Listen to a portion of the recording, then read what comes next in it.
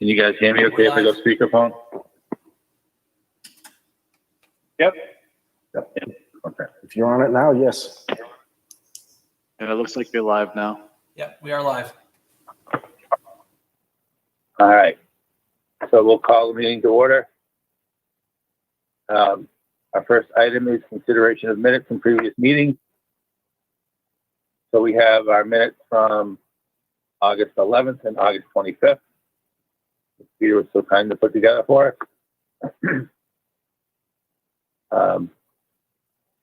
Everybody get a chance to review those?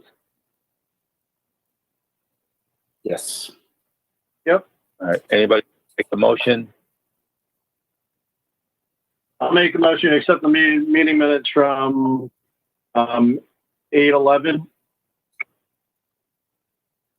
All right. So we have a motion from Mike Bosky for to approve the minutes from August 11th. Do we have a second? I second. All right. Second for Andy Ruggles. All in favor? We'll go by. We'll go in order. Chris. Aye. Andy Ruggles. Aye. Aye. Steve Giddens. Aye. Peter. Aye. Colleen. Aye. Mike. Aye. And I will vote aye. So that carries 7-0-0. All right. I'll make a motion to approve the minutes from 8/25. I second. Okay. So we have a motion and a second. We'll go through again. Chris. Aye.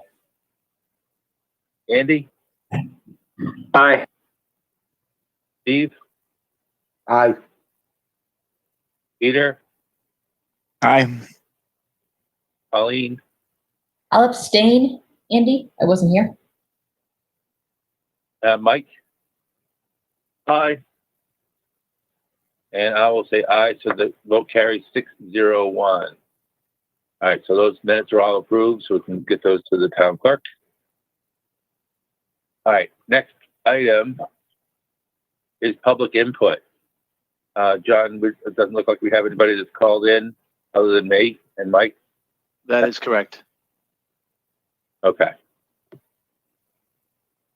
All right, so we'll close public input. Facility and field requests. I know we've got the field request from LMS and Tabernacle, but I sort of want to move that to, we'll talk about that later. Mike will sort of fill us in on that. But are there any other field or facility requests that we've received? I don't remember seeing any. So, I don't remember seeing any. Andy, the only one other thing I just wanted to say is we got that inquiry from Pickleball. I don't know if we should, clear out the calendar from town entirely at this point, except for, Yeah. Just clear it out. There's something in there. I wanted to share, I guess, but I was going to keep it there just so I wouldn't have to recreate the whole thing. But I think you're right. I think at this point we just have to clear it out so it doesn't look like we have events going on. Right. I know you don't want to. Can you push it off? I know you don't want to clear it out, but can you say take Pickleball and push it off till their start date's January 1st, for example, so that it's not appearing in the next couple of months. I think we'll just start from scratch on it. It won't be too bad.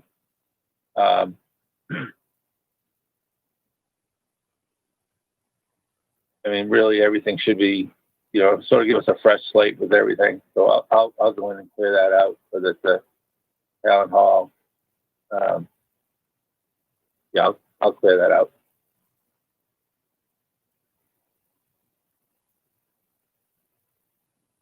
All right, so we have no other field requests, so we'll try that.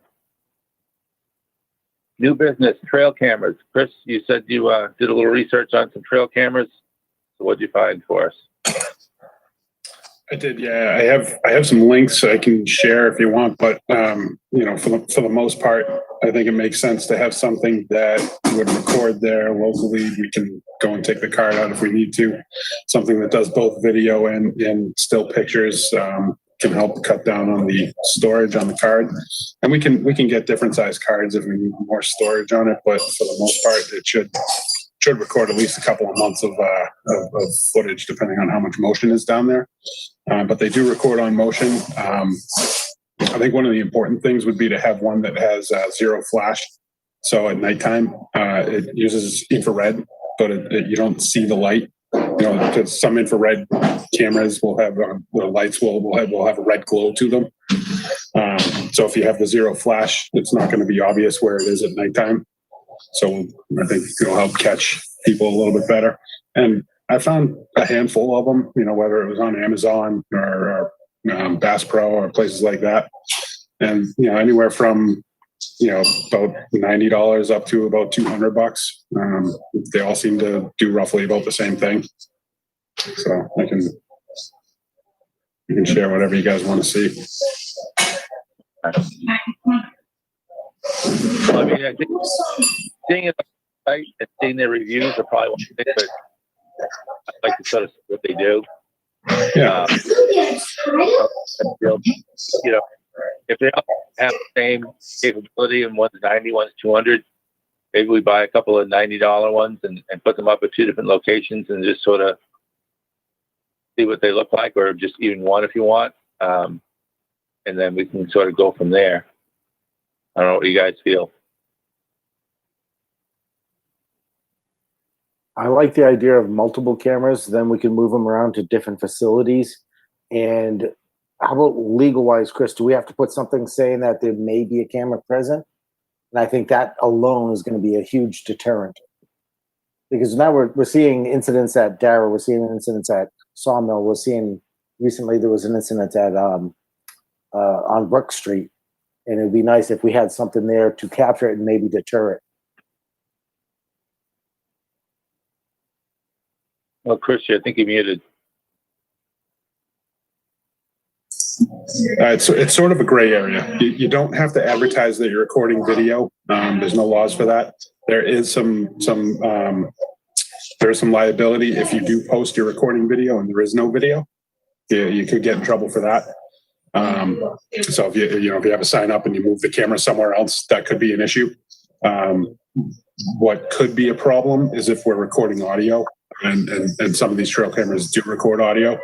So that could be a problem. So we should find one that you can turn the audio off on, or one that doesn't record audio.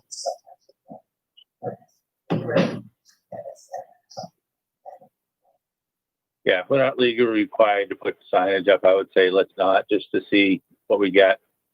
And then, we do have signage down at Darrow saying it already. So, because we have the camera system out there. So, all right, so I'm going to make a motion, Chris, if you don't mind, to authorize Chris to spend up to $250 on two trail cameras to be put at different locations to test for recording both video and still pictures on motion sensors at our facilities. I'm sorry, what was the dollar amount? What was the dollar amount? 250. Okay.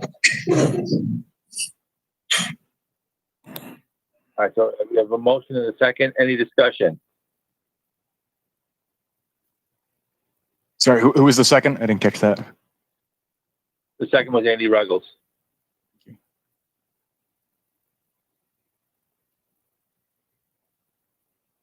So, Chris, do you think 250 is enough? I just figured a little bit extra for shipping if you need it, or if it's not exactly $90 each. Yeah, I think 250 is enough. We could get two of them for that. It should be fine. All right, if there's no other discussion, we'll do a roll call vote. All right, so we'll go Chris. Aye. Andy? Aye. Steve? Aye. Peter, Aye. Colleen, Aye. Mike, Aye. and I'll vote aye. So that carries 7-0-0. All right. Our next item is the community service project. Yeah, so this was involved from a communication we received, someone looking for a community service project for a 16-year-old in town. Didn't look like it was specific for like an Eagle Scout project or anything like that, just looking to get involved in the town. So just want to bring it forward, tell them we chat about it and just have a discussion about what we might be able to offer. I did, think about it. It's, I think given the way things are right now, it's particularly tough to have a project unless it's a very individual project like building a signpost or something like that. But I didn't know if folks had suggestions or if there was something kind of on our list of things we wanted to get to that might be appropriate for a teenager. I think, we've got enough with, if you think of the river access for us and maybe a couple of different places for the conservation, there's plenty of areas that, could use a little pick up, spruce up, maybe removing a little bit the graffiti or whatever. I think that would be something that somebody could do and be socially distant and be safe. I assume this is for a sophomore project? It didn't specify. I can certainly write back to see if there's more specifics of like something that they would need to, some requirement they need to meet, but it didn't sound like it. When did the email come in, Pete? Let's see. I'll find it. The second. Yes, last week. Yep. Yeah. It just says looking for community service opportunities for a 16-year-old boy. Thanks so much. Oh, okay. Yeah. The I would say is I would have him contact Jason Brennan with the Litchfield Beautification Fund. He's looking for volunteers all the time, and he can probably find a good project that he can take off with. Maybe find a skill that he really has and something that could benefit the town. He's got a million different projects going on. I'm sure he can find something he could use some help with. That's a good thought. Yeah. I think even for us asking someone to do something, if it's just volunteer hours or community service, then it's fine. If we're talking sophomore project or senior project, we're talking about 30 hours, 40 hours. So we're talking about a decent amount of hours that, even with some of the cleanup around, our parks, it's going to be a tough number to get to. So, I think talking with Jason is probably would be a better call because he is more of a, they, as you said, we're always looking for volunteers and there's more of a dial-in in terms of specific projects that they could probably work on. Yeah. Tell you what, I'll reach out to the 16-year-old. I engage with Jason constantly. I was down helping him build fences just last weekend. Yesterday, I was helping him hang a sign. I'll talk to the young man, find out exactly what he's interested in, and see where we could fit him in. Is there something he's really truly engaged in? What's something he wants to pursue? And if not, we definitely, our next project is putting some fencing along CBH and Pinecrest, I think, or Hillcrest. There's some more fencing to do. There's a lot of little things that we could definitely use his assistance with. And if he's okay with it, it's not directly related to recreational. It's something we could definitely put into work. That's great. Thank you, Steve. All right. Next, Dara Field. So at this point, all I want to let you guys know is non-public. No, we're not going to go to non-public until the end. We'll go to this, but so the fields have been overseeded or slice seeded. A couple other spots in town have been slice seeded as well. while he had the equipment. But the big thing we just wanted to discuss in this portion of it is that so Dara's not going to be usable for LMS and for Tabernacle for their games. Well, Tabernacle wasn't going to use it. Tabernacle was going to use Sawmill, but it sort of pushes everything over to Sawmill. So if you probably followed the email trail, Mike is really taking the bull by the horns and dealing with LMS and Tabernacle. And I think at this point, it's probably best just to sort of let Mike work with the groups involved and find a schedule. And I think it's just too fluid for us to sit here and vote at a meeting saying, okay, we're going to grant this schedule and that schedule, because things are going to change. And I think, their schedules are still coming in. LMS, their schedule is getting pared back. It could get, you never know what's going to happen a week from now. I don't know if you saw in the news, Wyndham just canceled or postponed all of their sports tryouts because of positive COVID tests. So, that's going to have a ripple effect. So I don't know if that affects their middle school and how it affects middle school, so I would say probably our best bet at this point, and if Mike doesn't mind, is sort of just take the forefront with this and work with the individuals and work out a schedule. And then if there is a conflict where it cannot be resolved and we have to make a decision and basically choose one entity over another, then we'd have to do that at one of our public meetings. But I think at this point, Mike I have my faith that he'll hopefully be able to work out a schedule where, using Brickyard here and there for some practices, we can meet the needs of both schools and not impact our rec soccer program. So Mike, I don't know if you want to sort of jump in on that. Yeah, right now I've been trying to work with both Pastor Mike and the ADs at LMS, trying to figure out just a way to get them all usage of, just to have somewhere to practice and somewhere to play games when they need to. Sawmill has to be used if they're going to play games, of course, because it's the only field that's big enough for games.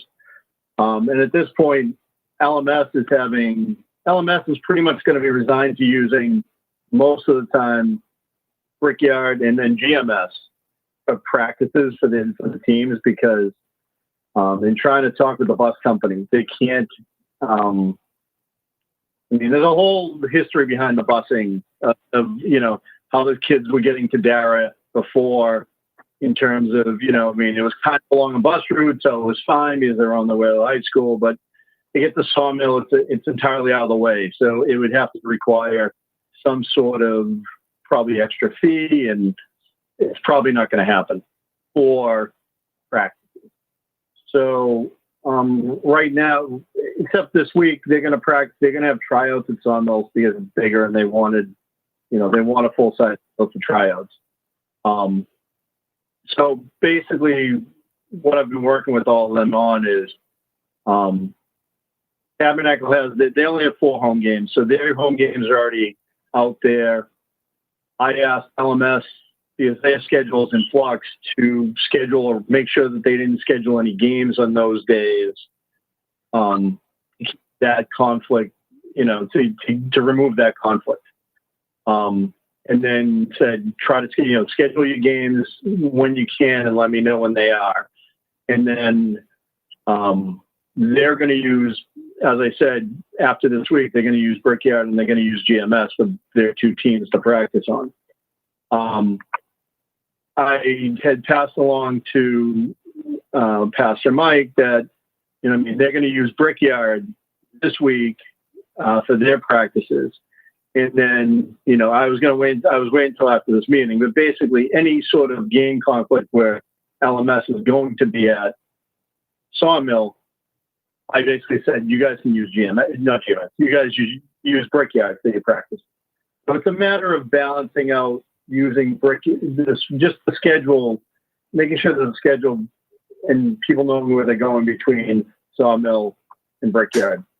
And GMS is entirely out of our purview, but because for years soccer has been using it, went down there and I looked over the field and everything. It was like, the field is fine to use, for them. I made a recommendation that, the high school at least used to have a roller, and they should go and roll the thing. If they haven't in a few years, but if they can do that, it's better, but if not, it's still fine to use for practices. So right now, everyone understands, we're in a mode of just trying to coordinate things. But we should be okay. All right, that'd be good.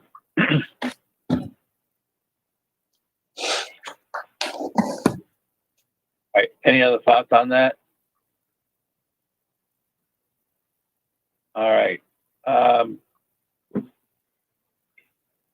Okay, what does executive session mean?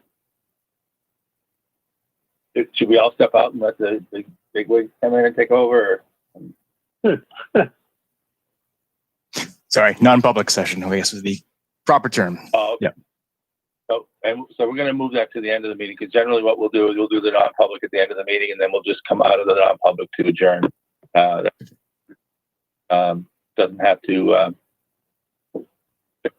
important piece of that.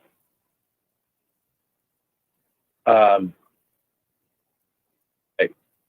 So old business, 2021 budget warrant article. I think we're pretty well set on the budget, except for those last couple things, mainly the RFP. And then once we get the contract signed, that'll sort of finalize the budget. And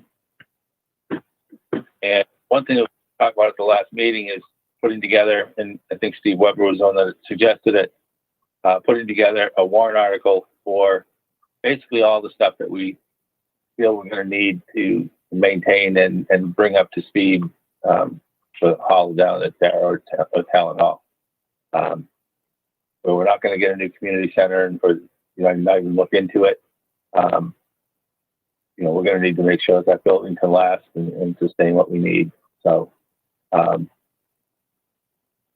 don't know where we stand with that. I mean, that's probably something that we should maybe schedule a time where we can meet down there and sort of go through and just really, I know Steve did some work with the deck in the back, so we sort of have that under control, but really go through and take a look at everything that we need to and come up with a dollar amount so that we have something to go forward with.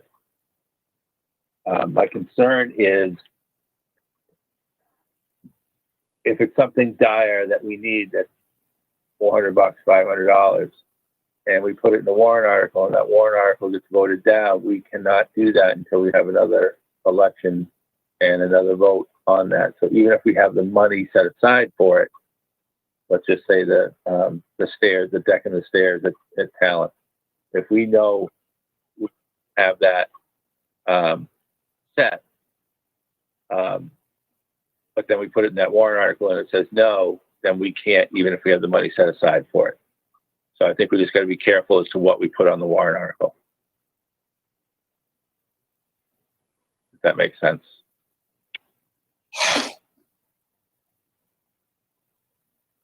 Because I think there are things that we absolutely positively have to do, and I think that just needs to go in our budget. And then I think that things that are long-term that we want for are not critical, safety needs that we can put in the warrant article. And I think that's something that we can probably meet down there and go through and come up with a punch list, and then maybe we can divvy up that punch list and sort of look into costs, come up with that warrant article. So I don't know, what are your thoughts on that? I would agree with that. I would think we'd need to carry some money just in case something happens. Yeah, we definitely have to have some for, safety. The hot water heater goes, we need to have money to repair it. We need to have, like I said, I think that back staircase is becoming a safety issue, and I think that we need to take care of that. Obviously, the parts of the back deck area that are pulling away from the building or starting to pull away need to be taken down before they do come away on their own. So, I'll sort of send some feelers out for dates and times to meet, and we'll sort of figure that out. And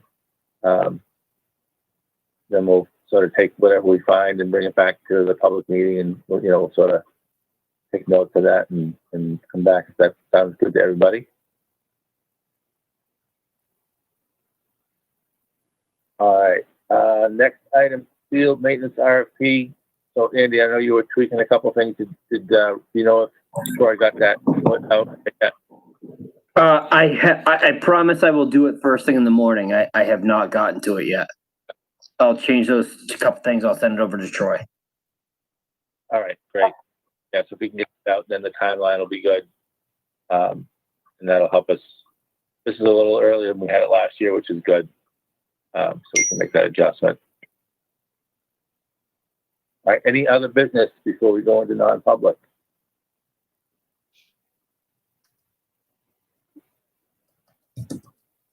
All right, I'm just gonna make sure.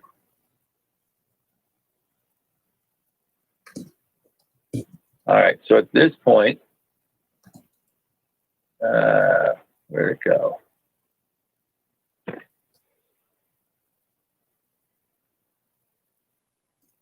So we're going to actually, at this point, go into a non-public session under RSA 91-A:3 to subset C for reputation. We are going to come out of the non-public session just to adjourn. There will be no other meeting items discussed or motions made after the non-public session. So this will end the public portion of the meeting. Thank you for attending or doing that. And I think, do we need a vote to go into non-public? Oh yeah, we do. I guess I can't just say. All right, so I'll make a motion to go into non-public session.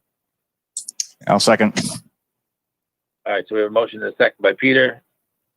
We'll go roll call. Chris? Aye. Andy? Aye. Steve? Aye. Peter? Aye. Colleen? Aye. Mike?